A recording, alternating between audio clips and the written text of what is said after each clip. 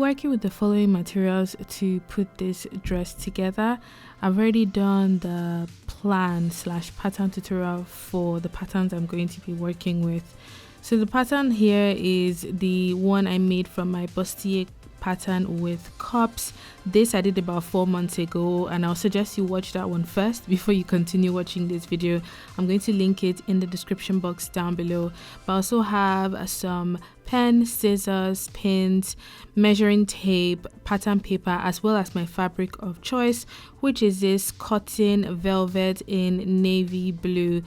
This is woven and it doesn't have any stretch, so it's going to work with my pattern perfectly. I also have my long invisible zip in a complementary color to my fabric.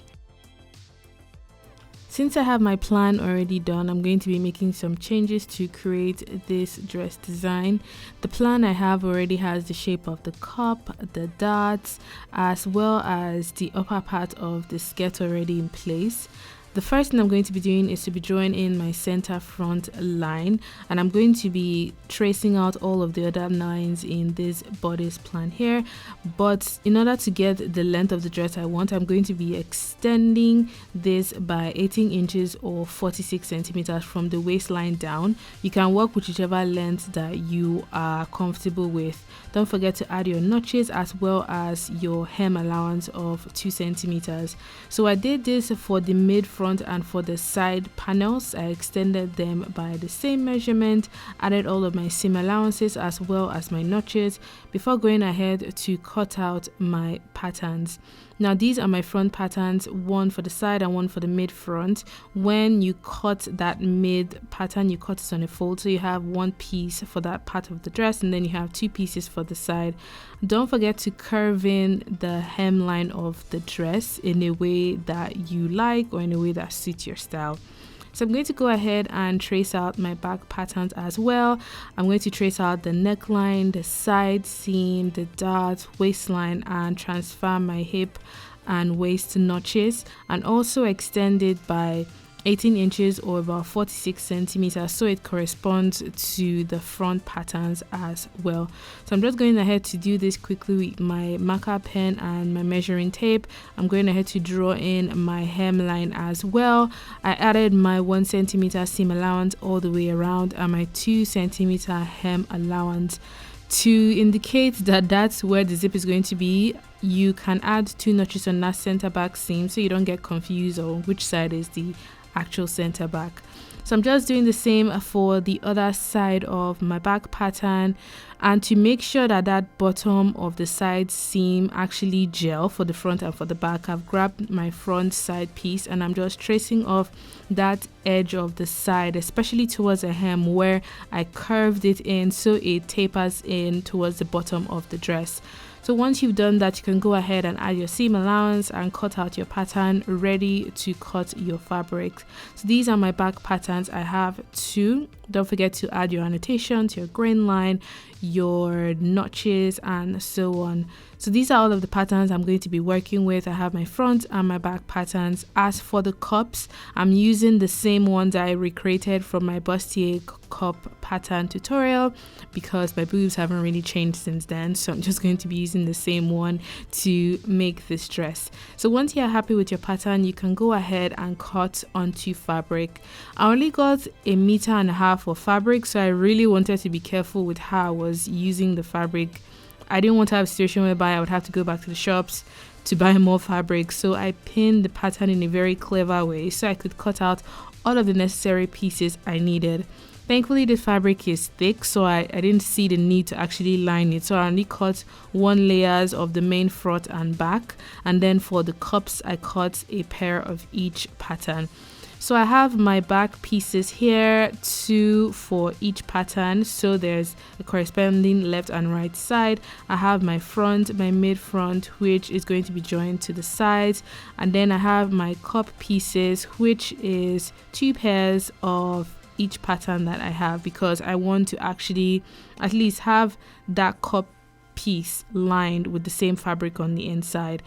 And the additional piece I cut is this rectangle that we're going to be using to make our puff sleeve, which is about 35 inches by 9 inches in terms of dimension. The first thing we're going to be sewing is the front panels. I have put together my 3 front pieces, and I'm going to be pinning together the side panels to that mid front panel, so we have one piece that we can work with for the front of the dress. So once those are pinned, they are ready to sew up together. I'm going to be sewing on a 1 centimeter seam allowance on regular tension using a normal straight stitch, because this velvet doesn't have any stretch and is literally just like sewing denim or plain cotton. So after sewing up those seams, I went ahead to overlock my stitches before working on the back panels of my dress. So the back of the dress has a total of 4 panels. You want to leave that center back open for your zip. I'm going to be pinning up the side panels in place and then sewing them together. So I have 2 sort of panels ready for the back of the dress, one for the left and one for the right hand side. So now I'm just sewing up my panels on a 1 centimeter seam allowance before going ahead to overlock that seam on my overlocker, so this fabric just stops fraying and it stays nice and clean. I went ahead to overlock and fold and sew the hemline of the back of the dress before going in to work on the cups. The cups has 3 pieces each, and the way it works is you join the bottom pieces together first and then you attach the top, so you have 1 full cup that covers 1 bust on one side of the dress. So I've gone ahead to pin together my bottom pieces, which I'm going to be sewing on a 1 centimeter seam allowance together, so I have that bottom ready to be joined to the top. Just remember that when you're joining these cups together, everything is curved, so there are points that you have to ease into place. So just be patient when doing this, because the moment something puckers or gathers in a weird way, it will show on the front of the dress. So now that I've pinned my top onto my bottom, I went ahead to stitch it up together, press my seams open, so we have our nice rounded cup ready to be joined to the dress. Remember, we cut 2 pairs of our cups, so you should end up with 2 pairs. So when you actually layer them together, right sides together, we are able to close off the top edge of the cup, so when you attach it to the dress, that top side is actually a nice smooth seam. So I'm going in to sew this particular side up on the top alone, just that top curved edge, and then you want to turn this inside out, give it a beautiful nice press so that top edge is nice and clean, because that's the first part of the dress that anybody would really see when you have it on. So I did this for the left and for the right cup, and this is actually ready to be joined to the front of the dress. So now that front edge of the dress, the neckline, which is like the side and the middle, you want to go ahead and overlock and fold that in, so that side is tidied up, ready to be attached to the other parts of the dress. So once that is done, I'm going to grab my cups, the left and the right hand side, and I'm going to be pinning them into this open curved shape that we have here. So this is another part of the tutorial or the project that I would say you really don't want to rush.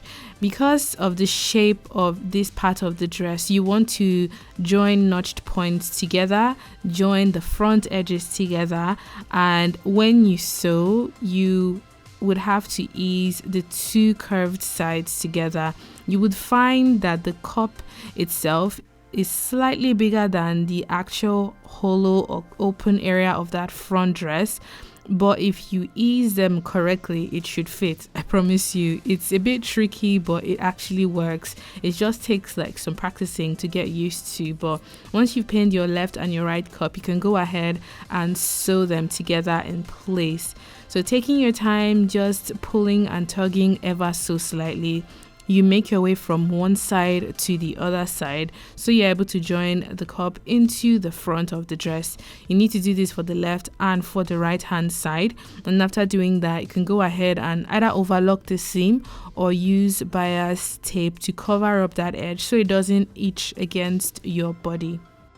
Next up, we're going to be joining the front to the back of the dress along the side seam. Now that we have our front looking nice and pretty, we're going to put right sides together of the front to the back. So you have two back panels and you have one main front panel like this, and I'm just going to be joining the side seams together with pins first, and I'm going to be sewing this up and then overlocking, so we have a nice finished side seam of the dress. And you can go ahead to work on the next thing, which is the zipper that goes into the center back.